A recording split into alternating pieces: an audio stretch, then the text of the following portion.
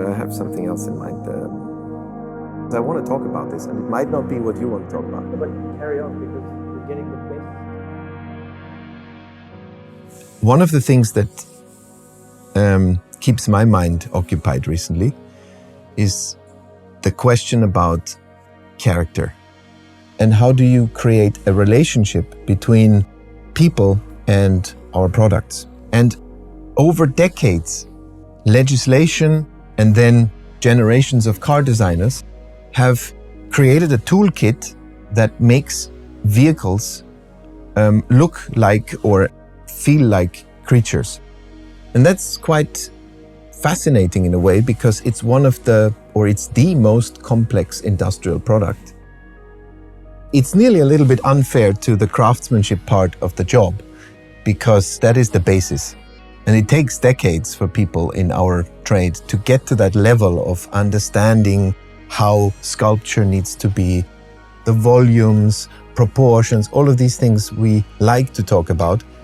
They are the foundation. And I think then it gets interesting, because the skill, as I said, is the base level. And when it comes to the character, then suddenly values like perceived intelligence, that's a very interesting one. Because, okay, beauty is very subjective. The easy one is being aggressive or displaying aggression in design, because we know how a face looks when you're angry. That is easy to inject into a product. But intelligence, try that. But there is a way, I think, and it is noticeable.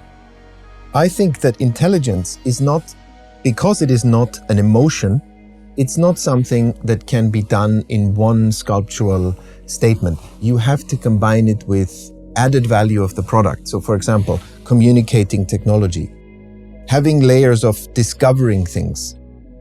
This leads to a perception of intelligence. It's not just a superficial shape that can do that. It's the combination. It's such an abstract concept, and it's so tricky to talk about it.